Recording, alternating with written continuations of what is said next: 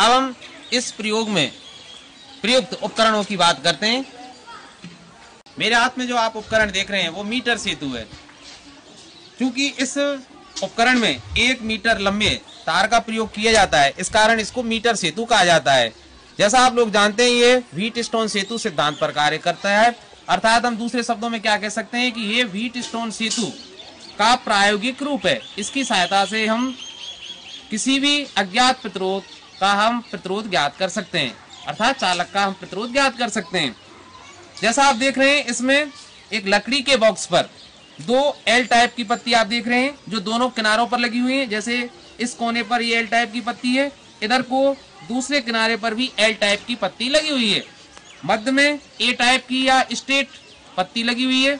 इसके अलावा जैसा आप देख रहे हैं 1 मीटर स्केल पर, ये 1 मीटर स्केल है और इसके सहारे या इस पर एक नाइक्रोम यूरेका या मैग्नीन का बना हुआ एक प्रतिरोधक तार लगा होता है और इसकी विशेषता होती है कि इसका अनुप्रस्थ काट प्रत्येक जगह पर समान होता है। इसके अलावा जो आप 2 गैप देख रहे हैं, ये इस गैप को हम G1 कहेंगे और इसको G2 कहेंगे। किसी एक गैप में हम ज्ञात प्रतिरोध अर्थात रेजिस्टेंस बॉक्स को जोड़ते हैं, जबकि दूसरे गैप G2 में हम अज्ञात प्रतिरोध अर्थात जिस चालक तार का हमें प्रतिरोध ज्ञात करना है उसको संयोजित करते हैं। अब बात हुई कि गैल्वेनोमीटर को कहाँ जोड़ा जाता है। ये जो बिंदु आप देख रहे हैं ये बिंदु होता है व्हीटस्टोन सेतु सिद्धांत का डी बिंदु। आप जैसा जानते हैं और अभी आप देखोगे कि व्हीटस्टोन सेतु में बी और डी बिंदुओं के मध्य गैल्वेनोमीटर को जोड़ा जाता है, तो ये डी बिंदु हुआ। अब आप कहेंगे कि बी बिंदु कहाँ है, तो सबसे पहले जान लें, बी हम जाने उससे पहले जान लेते हैं कि ए और सी कहाँ है जिनके मध्य बैटरी को जोड़ा जाता है। तो प्रारंभिक सिरे को हम ए ले लेते हैं और अंतिम सिरे को सी बिंदु ले लेते हैं। तो इन 2 सिरों के मध्य अर्थात जिन 2 सिरों के मध्य 1 मीटर लंबा तार जुड़ा हुआ है उन 2 सिरों के मध्य बैटरी को जोड़ा जाता है, इसलिए ये ए सिरा हुआ और जबकि ये सी सिरा हुआ। अब गैल्वेनोमीटर डी और बी वो बिंदु होगा जहां हम शून्य विक्षेप की स्थिति प्राप्त करेंगे, अर्थात चौकी को इस पर खिसकाते हुए जहां पर हमें शून्य विक्षेप की स्थिति प्राप्त होगी वो बी बिंदु होगा। ठीक है। अब एक बात और मैं बताना चाहूंगा कि जो संतुलन लंबाई हम ज्ञात करते हैं वो हमेशा उधर की साइड से ज्ञात करनी चाहिए जिधर रेजिस्टेंस बॉक्स जुड़ा हुआ है। जैसे अगर रेजिस्टेंस बॉक्स आप अपनी स्क्रीन के दाईं ओर देख रहे हैं, बाईं ओर देखें, मेरे दाईं ओर है और आपकी स्क्रीन पर आप देख रहे होंगे बाईं ओर, तो जैसे रेजिस्टेंस बॉक्स यहाँ जुड़ा हुआ है तो इधर की साइड से अर्थात मीटर स्केल का ऊपरी सिरा जो लंबाई व्यक्त करेगा वो एल लंबाई को व्यक्त करेगा, जबकि उसके जस्ट नीचे आप 100 माइनस एल ज्ञात कर सकते हैं क्योंकि ये पूरा स्केल 100 भागों में बटा हुआ है अर्थात 100 सेंटीमीटर में बटा हुआ है। जैसे यहाँ अगर 48 पर है तो इसके नीचे ही 100 माइनस एल आप ज्ञात कर सकते हैं, 52 इसके नीचे लिखा हुआ है। अब मेरे हाथ में जो उपकरण देख रहे हैं वो प्रतिरोध बॉक्स है। इसमें आप जैसा देख रहे हैं एक लकड़ी के बॉक्स पर जो आप देख रहे हैं ये काली काली सतह है वो एबोनाइट की बनी होती है। तो एक लकड़ी के बॉक्स पर एबोनाइट की जो परत है उसके ऊपर पीतल के बने ब्लॉक्स होते हैं और उनके मध्य जो रिक्त स्थान होता है उसको हम बाद में अभी करके दिखाएंगे आपको। आप देख रहे हैं किनारों पर 2 स्क्रू लगे होते हैं जिनका उपयोग इस रेजिस्टेंस बॉक्स को परपथ में जोड़ने के लिए किया जाता है। रेजिस्टेंस बॉक्स आप जैसा जानते हैं वह सरलतम उपकरण है जिसकी सहायता से हम प्लग को निकालकर इच्छानुसार प्रतिरोध लगा सकते हैं। अब जैसे इसमें आप देख रहे होंगे कि 1 2 2 5 इन्फिनिटी 20 10 इस तरह से अंक लिखे हुए हैं। इसका मतलब अगर इस प्लग को मैं बाहर निकालूंगा तो यह परपथ में 1 ओम का प्रतिरोध प्रदर्शित करेगा। आप जैसे पूछेंगे कि 1 ओम का प्रतिरोध कैसे लगाएगा, तो आप देख रहे हैं कि इन 2 पीतल के ब्लॉक्स के मध्य आप देखिए ध्यान से यहाँ गैप है। ठीक है। अब गैप है जिसका मतलब आप सोच रहे होंगे कि धारा तो तुरंत बंद हो जानी चाहिए, अर्थात जैसे यहां से प्रवेश करेगी तो यहां तो जाने के लिए मार्ग ही नहीं है और धारा यहां इस जगह पहुंचेगी नहीं। तो आप देखिए इसको मैं खोल के आपको दिखा रहा हूं, मैंने स्क्रू इसके पहले खोल लिए हैं। तो आप देखिए इन 2 ब्लॉक्स को जोड़ने के लिए नीचे कॉइल लगी हुई है, कॉइल में मैग्नीन या कॉन्स्टेंटन का वायर लगा हुआ है जिसका प्रतिरोध 1 ओम है, अर्थात धारा यहां से प्रवेश करेगी और इस कॉइल में प्रवेश करेगी। ठीक है। और इस कॉइल का जो अंतिम सिरा है वो यहां संबंधित है। इसका मतलब कि जहां से धारा प्रवेश करेगी और जब यहां निकलेगी तो 1 ओम का प्रतिरोध लेते हुए आएगी। इसी तरह आप देखेंगे कि ये कॉइलें जो आप देख रहे हैं ये 2 ओम की है और यह इस कॉइल के साथ श्रेणी क्रम में जुड़ी हुई है। इसका मतलब अगर मैं इस कॉइल को और निकाल दूं तो अब धारा यहां से प्रवेश करेगी और यहां निकलेगी, दोनों कॉइलों में होती हुई, अर्थात इस कॉइल में और इस कॉइल में। ध्यान से देखिए इस कॉइल का अंतिम सिरा यहां जुड़ा हुआ है, ठीक है, इसका अंतिम सिरा इससे जुड़ा हुआ, अर्थात ये कॉइलें श्रेणी क्रम में संयोजित हैं। और जब इनके मध्य इस प्लग को लगा दिया जाता है तो अब देखिए, चूंकि अब जो गैप है वो बिल्कुल एक दूसरे से शॉर्ट हो जाता है, अर्थात इस प्लग का संबंध डायरेक्ट इससे हो गया, तो अब धारा इन कॉइलों में नहीं जाएगी, इस कारण कोई भी प्रतिरोध नहीं लगेगा। इसी तरह अगर हमें मान लो 30 ओम का प्रतिरोध लगाना है तो सीधी सी बात है कि 10 ओम और 20 ओम जहां लिखा हुआ है उनको निकाल दीजिए और इस गैप और इस गैप में 10 ओम वाली कॉइल जुड़ी हुई है जैसे नीचे देख रहे हैं आप, और इसमें 20 ओम। अब चूंकि दोनों कॉइलें श्रेणी क्रम में संयोजित हैं इस कारण से टोटल प्रतिरोध हो जाएगा 30 ओम। इसी तरह आप देख रहे होंगे कि यहाँ INF लिखा हुआ है, इसका क्या मतलब है? INF का मतलब होता है इन्फिनिटी, अर्थात अगर इस प्लग को मैं बाहर निकाल दूं तो अनंत ओम का प्रतिरोध लगेगा। अब सोचेंगे कि अनंत ओम क्या होता है भाई, कि धारा यहां से आएगी लेकिन यहां निकल के नहीं आ पाएगी। कारण क्या है? क्योंकि दोनों जो ब्लॉक्स हैं वो बिल्कुल एक दूसरे से संबंधित नहीं है। जैसा आप नीचे देखिए कि यहाँ कोई कॉइल नहीं है, तो इन्फिनिटी का मतलब अर्थात यह और यह एक दूसरे से असंबंध है, इनका कोई संबंध ना होने के कारण धारा यहां से यहां तक नहीं प्रवेश कर पाएगी। इसलिए जब भी इस प्रतिरोध बॉक्स को आप परपथ में प्रयोग करें, इस प्लग को जरूर क्लोजली ना टाइटली क्लोज करें। अब यह उपकरण जो आप देख रहे हैं यह धारा मापी है, गैल्वेनोमीटर। इसका उपयोग जैसा आप लोग जानते हैं परपथ में प्रवाहित धारा की पहचान अर्थात धारा के डिटेक्शन के लिए और धारा किस दिशा में प्रवाहित हो रही है अर्थात प्रवाहित धारा की दिशा ज्ञात करने के लिए धारा मापी का प्रयोग किया जाता है। आप इसे ध्यान से देखिए, परपथ में जोड़ने के लिए यहाँ 2 सिरे लगे हुए हैं जिनकी सहायता से इनको परपथ में जोड़ा जाता है। और देखिए एक एल्युमिनियम धातु का हल्का पॉइंटर लगा हुआ है जो धारा की दिशा को बताएगा। आप ध्यान से देखिए, इसका जो पैमाना है वो एक विशेष प्रकार का है जिसके मध्य में शून्य और दोनों तरफ बाईं और दाईं और दोनों तरफ 30-30 खाने बने हुए हैं जो धारा के मान को भी बता सकते हैं कि धारा किस स्ट्रेंथ की है। अब आप देख रहे हैं यह 1 वे की है। इसका उपयोग परपथ में स्विच के रूप में किया जाता है, अर्थात धारा को कब हमें प्रवाहित करना है और कब धारा की हमें आवश्यकता नहीं है। तो इसके लिए जब धारा की आवश्यकता होती है तो प्लग को लगा दिया जाता है और जब धारा की आवश्यकता नहीं होती है तो प्लग को निकाल दिया जाता है। आप देख रहे हैं कि इसमें एक एबोनाइट की सतह पर ब्रास मेटल के 2 ब्लॉक्स लगे हुए हैं, अर्थात पीतल मिश्र धातु के 2 ब्लॉक्स बने हुए हैं।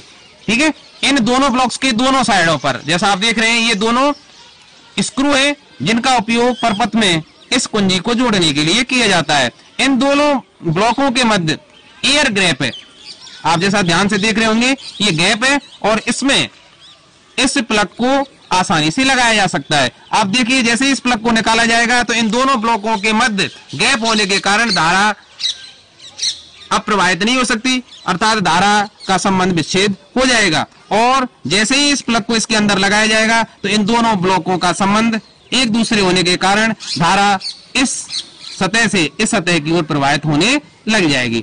अतः हम कह सकते हैं कि इस 1 वे की का या एक मार्गी कुंजी का उपयोग एक प्लग के रूप में किया जाता है। अब आप देख रहे हैं ये विशेष की है जिसे जॉकी के नाम से आप जानते हैं और इसका उपयोग मीटर सेतु पे जो वायर लगा होता है उस पर खिसकाकर शून्य विक्षेप की स्थिति ज्ञात करने के लिए किया जाता है। जो हाथ में मेरे देख रहे हैं ये स्केल नहीं है, इसके पीछे एक वायर लगा हुआ है। ठीक है, तो यह वो चालक तार है जिसका प्रतिरोध हमें ज्ञात करना है इस प्रयोग में। अब आप कहेंगे कि मैंने इसको पैमाने के सहारे क्यों जोड़ा है, तो एक तो इसको इस तरह से लगाने से 2 नोब मैंने लगा रखी हैं, परपथ में जोड़ने में आसानी रहेगी। दूसरी इसकी लंबाई भी हम इस स्केल की सहायता से पढ़ सकते हैं। तो यह वह चालक तार है जिसका प्रतिरोध हमें इस प्रयोग में ज्ञात करना है। बैटरी के रूप में हम शुष्क सेलों का प्रयोग करते हैं। जैसा आप देख रहे हैं यहाँ दो सेल लगे हुए हैं, इन दोनों का जो विद्युत वाहक बल है ईएमएफ वो 1.5 वोल्ट होता है। अब चूंकि दोनों ये श्रेणी क्रम में संयोजित होते हैं, अतः जो टोटल जो विद्युत वाहक बल होगा इन दोनों का 3 वोल्ट होगा। इनके स्थान पर आप सीसा संचायक सेल या लेक्लांसे सेल या फिर हम एल्यूमिनेटर का प्रयोग भी कर सकते हैं। अब हम इसके सिद्धांत की चर्चा करते हैं। आप जैसा जानते हैं कि मीटर सेतु व्हीटस्टोन सेतु सिद्धांत पर कार्य करता है, और जैसा आप चित्र में देख रहे हैं कि इसमें 4 प्रतिरोध P, Q, R और S इस प्रकार से संयोजित किए जाते हैं कि एक चतुर्भुज आकार की संरचना का निर्माण करें। इसमें जैसा आप देख रहे हैं बिंदु A और C के मध्य एक बैटरी E को कुंजी K1 के साथ जोड़ा जाता है, जबकि बिंदु B और D के मध्य एक धारा मापी को कुंजी K2 के साथ संयोजित किया जाता है। P, Q, R और S को इस प्रकार से संयोजित किया जाता है कि कुंजी K1 और K2 को लगाने पर अर्थात परपथ में धारा प्रवाहित करने पर इस धारा मापी में विक्षेप शून्य हो। और आप समझ ही गए होंगे कि शून्य विक्षेप की स्थिति में बिंदु B और D समान विभव पर होंगे, और उस स्थिति को हम कैसे लिख सकते हैं, BB बराबर BD। ठीक है, अब इसको मैं कैसे लिख सकता हूं, दोनों साइड से मैं इसको ऐसे लिख सकते हैं ना, BA माइनस BB बराबर BA माइनस BD। ठीक है, मैंने क्या किया, इन दोनों को BB और BD को दोनों को BA से घटा दिया। ठीक है, और अब देखिए BA माइनस BB, ध्यान से देखिए BA अर्थात potential difference at point A और BB क्या है, potential difference at point B अर्थात बिंदु A और बिंदु B के बीच का विभवांतर। और यह विभवांतर आप जानते हैं कि भाई दो बिंदुओं के बीच का विभवांतर है, तो ओम का नियम अगर हम लगाएं तो दो बिंदुओं का विभवांतर यदि V हो, ठीक है, और हम जानते हैं ओम के नियम से V बराबर क्या होता है, IR। यदि इस भुजा में प्रवाहित धारा का मान I1 हो और नीचे वाली भुजा में प्रवाहित धारा का मान अगर हम I2 लें, तो इन दोनों बिंदुओं अर्थात A और B के बीच का जो विभवांतर है वो किसके बराबर होगा, I1P के। अर्थात इस भुजा में प्रवाहित धारा और इस भुजा का प्रतिरोध, तो I1 इंटू P। तो इसकी जगह मैं लिख सकता हूं I1 इंटू P बराबर BA माइनस BD अर्थात potential difference between point A and D। तो A और D बिंदु के बीच का जो विभवांतर अगर ये V हो या कुछ और मान ले V डैश हो, तो ये किसके बराबर होगा, I2 इंटू R अर्थात इस भुजा में प्रवाहित धारा और इस भुजा के प्रतिरोध के गुणनफल के बराबर। तो इसको लिख सकते हैं हम I2R के। ठीक है, अब इसको मैं समीकरण 1 नाम दे देता हूं।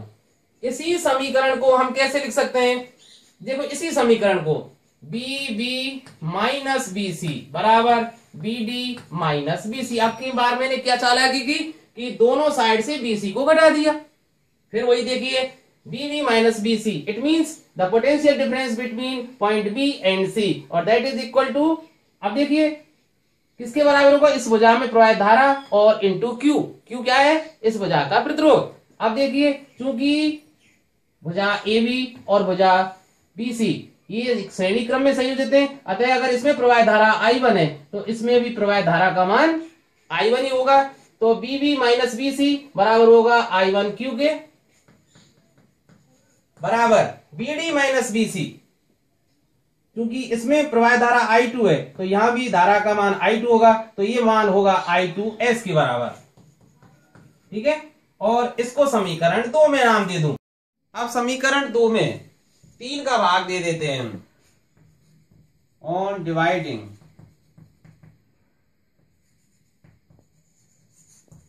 इक्वेशन सेकंड बाय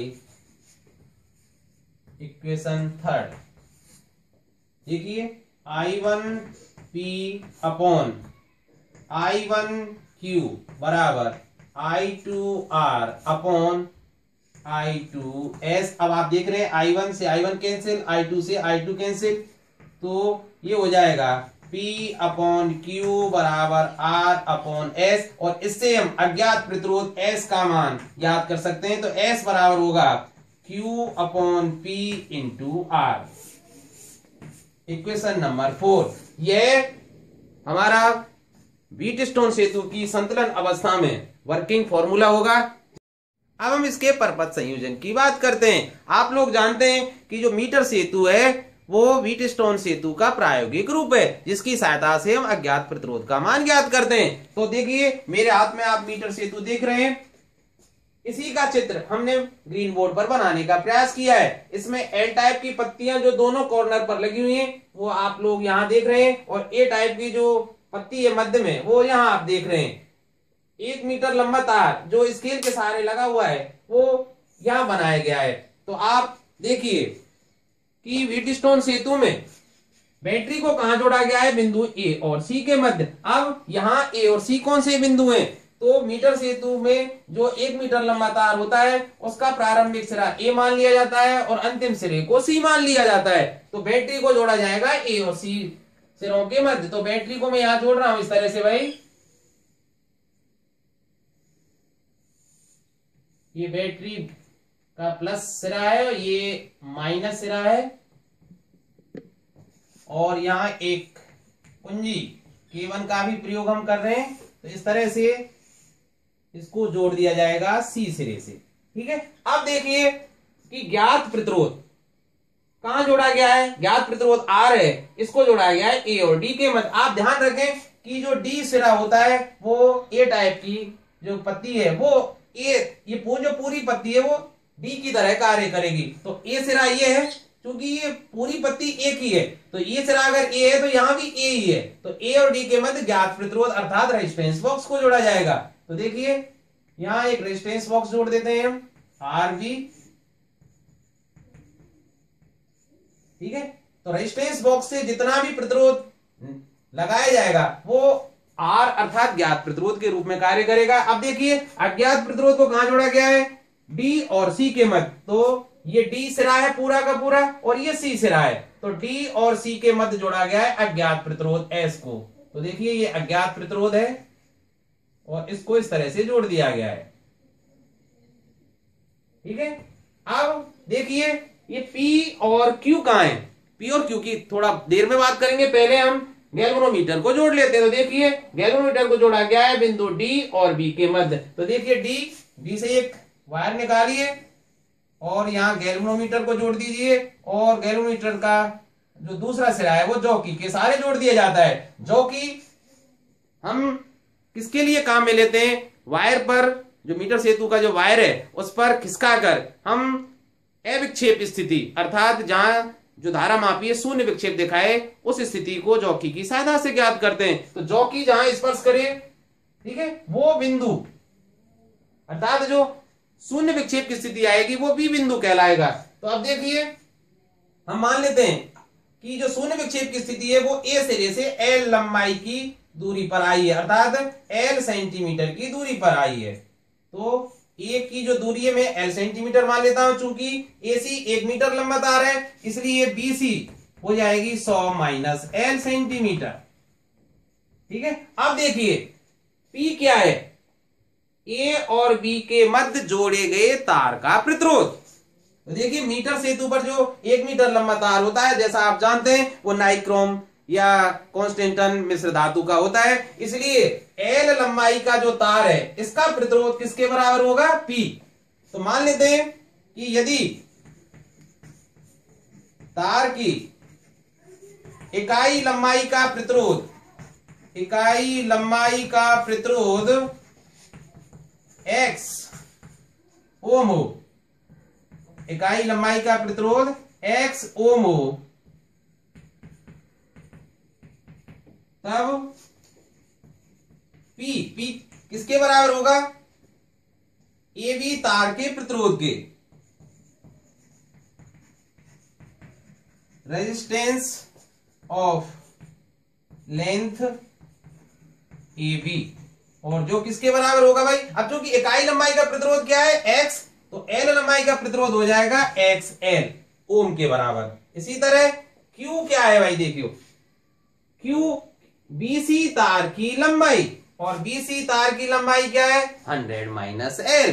तो 100 माइनस एल का जो प्रतिरोध होगा वो किसके बराबर होगा भाई, एक्स का गुणा और कर दीजिए, क्योंकि इकाई लंबाई का प्रतिरोध क्या है एक्स। तो Q is equal to resistance of BC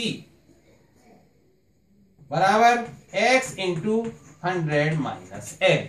अब इन मानों को आपका जो सूत्र आया था S बराबर Q upon P into R में रख दीजिए। तो Q के स्थान पर रख देंगे हम x into 100 minus L upon P के स्थान पर रख देंगे x इंटू एल और इंटू R, x से x कैंसिल हो जाएगा तो बराबर सूत्र आ जाएगा 100 minus L upon L into R इन ओम। और यही हमारा इस मीटर सेतु में अज्ञात तार का प्रतिरोध ज्ञात करने का वर्किंग फॉर्मूला होगा, जिसमें L क्या है, मीटर सेतु पर संतुलन लंबाई है। ध्यान रखें संतुलन लंबाई L का मान उस साइड से ज्ञात किया जाएगा जहां हम रेजिस्टेंस बॉक्स को जोड़ रहे हैं। तो रेजिस्टेंस बॉक्स को अगर इस गैप में जोड़ा गया है तो ये शून्य बिंदु माना जाएगा, ठीक है। और जहां जौ की स्पर्श कराने पर शून्य विक्षेप की स्थिति आए गैल्वेनोमीटर में, वो बिंदु P कहलाएगा। तो A और B के बीच की जो डिस्टेंस है वो L हो जाएगी। शेष तार जो 1 मीटर से बच जाएगा वो 100 माइनस एल होगा। तो 100 minus L upon L into R, इस सूत्र का प्रयोग करके हम ज्ञात कर सकते हैं अज्ञात तार का प्रतिरोध। चाहते हैं कि आपको अपनी नोटबुक में थ्योरी या सूत्र के रूप में क्या लिखना है, आप संक्षेप में लिख सकते हैं कि resistance of given wire is calculated with the formula of S is equal to 100 minus L upon L into R. यहां जो R है रेजिस्टेंस ड्रॉन फ्रॉम RB अर्थात रेजिस्टेंस बॉक्स से निकाला गया प्रतिरोध है। L length of metre bridge wire from zero end up to balance point, अर्थात जो आपकी संतुलन लंबाई है, जिधर आपका रेजिस्टेंस बॉक्स लगा हुआ है उधर से नापी गई जो संतुलन लंबाई है वो L से व्यक्त कर रहे हैं। अब चूंकि इस प्रयोग में हमें दिए गए तार के पदार्थ का विशिष्ट प्रतिरोध अर्थात प्रतिरोधकता भी ज्ञात करनी है, तो आगे if L metre is the length, अर्थात जो तार दिया गया है उसकी अगर लंबाई L मीटर हो और उसकी जो त्रिज्या है R मीटर हो, तो दिए गए तार का जो प्रतिरोधकता है या विशिष्ट प्रतिरोध है वो इस सूत्र से ज्ञात की जाएगी। Rho is equal to S A upon L. यहाँ एस अज्ञात तार का प्रतिरोध है, ए उसका अनुप्रस्थ काट का क्षेत्रफल अर्थात area of cross section wire है, और एल उस तार की लंबाई है। चूंकि तार बेलनाकार होता है इसलिए ए के स्थान पर हम पाई आर स्क्वायर लिख सकते हैं। तो S pi R square upon L, ठीक है। और आप जैसा जानते हैं इसका जो मात्रक है इस स्पेसिफिक रेजिस्टेंस अर्थात प्रतिरोधकता का वो ओम इंटू मीटर होता है।